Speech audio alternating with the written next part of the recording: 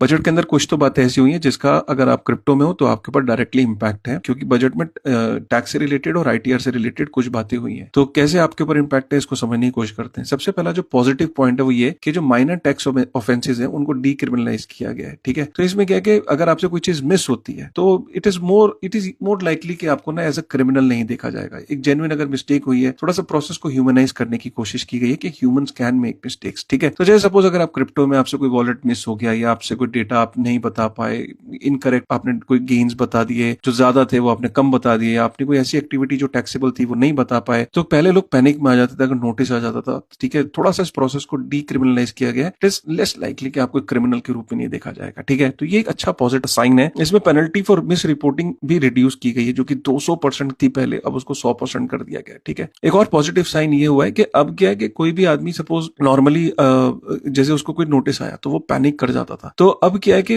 जब नोटिस आ जाता था तो वो रिटर्न्स को अपडेट नहीं कर पाता था। अब क्या है कि वो अपनी रिटर्न्स को अपडेट कर सकता है इवन आफ्टर, अगर रीअसेसमेंट के अंदर भी वो रिटर्न्स को अपडेट कर सकता है इवन आफ्टर अगर उसको नोटिस आ गया। ठीक है, तो उसमें क्या है, वो अपनी मिस्टेक्स को करेक्ट कर सकता है, वो अपना टैक्स पे कर सकता है विद नॉमिनल फी, और अपनी रिटर्न्स को जो वो अपडेट करेगा वो एक्सेप्ट हो जाएंगी।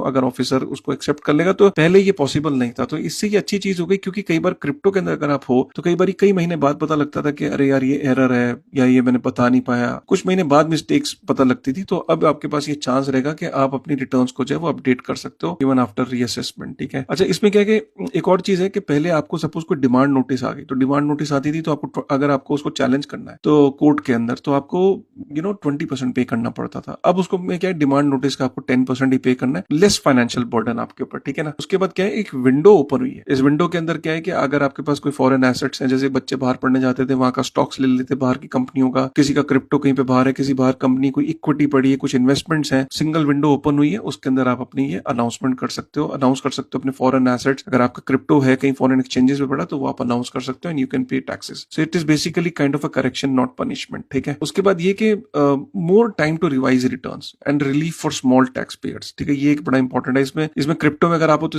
आप पे कैसे है कि crypto tax isn't a straightforward, it can take time, data messy होता है, मिस्टेक्स शो अप लेट, तो आपके पास थोड़ा ज्यादा टाइम है रिटर्न्स को करेक्टली जमा करने का। ठीक है, तो बेसिकली क्या है कि कुछ अच्छी इंपॉर्टेंट चीजें, क्रिप्टो टैक्स तो 30% कम नहीं हुआ, बट फिर भी प्रोसेस को थोड़ा ह्यूमनाइज करने की कोशिश करी गई है, which is I think a very good sign.